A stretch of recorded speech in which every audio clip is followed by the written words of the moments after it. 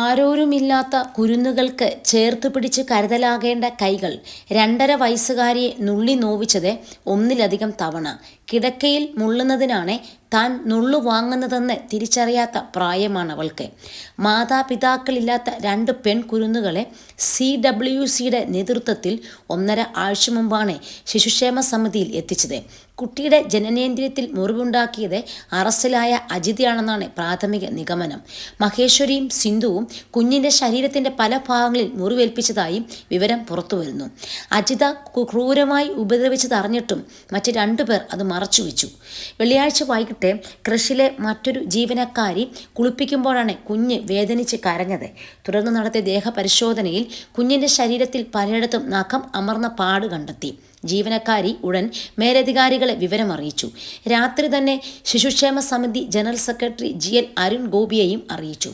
കുഞ്ഞു ഉപദ്രവം നേരിട്ടതായി ബോധ്യപ്പെട്ടതോടെ മെഡിക്കൽ പരിശോധന നടത്തി. ശനിയാഴ്ച രാവിലെ പോലീസിൽ പരാതി നൽകി.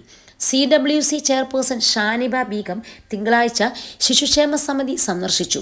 കുട്ടികൾക്ക് നേരെയുള്ള ഒരു അതിക്രമവും മറച്ചുവെക്കേണ്ടതല്ലെന്ന നിലപാടുകൊണ്ടാണ് പരാതി നൽകിയതെന്ന് അരുൺ ഗോപി മാധ്യമത്തോട് പറഞ്ഞു.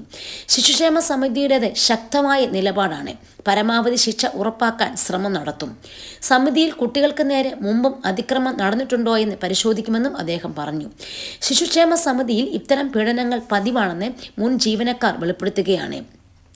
സംസ്ഥാന ശിശുക്ഷേമ സമിതിയിൽ ദത്തെടുക്കൽ കേന്ദ്രത്തിൽ 6 വയസ്സിൽ താഴെയുള്ള 98 കുട്ടികളും സംരക്ഷണ കേന്ദ്രത്തിൽ 6 വയസ്സിനു മുകളിൽ 18 വരെ 49 കുട്ടികളുമാണുള്ളത്. ഇവരെ നോക്കാൻ 2 ഷിഫ്റ്റുകളിലായി 103 ആയമാരുണ്ട്. ഇവർക്ക് കഴിഞ്ഞ 20 മാസത്തിനിടെ 4 തവണയാണ് കുട്ടികളെ പരിചരിക്കുന്നതിൽ പരിശീലനം നൽകിയത്. എന്നിട്ടും പല ജീവനക്കാരുടെ മനോഭാവത്തിൽ മാറ്റമുണ്ടായില്ലെന്നാണ് കഴിഞ്ഞ ദിവസത്തെ സംഭവത്തിൽ നിന്ന് വ്യക്തമാകുന്നത്.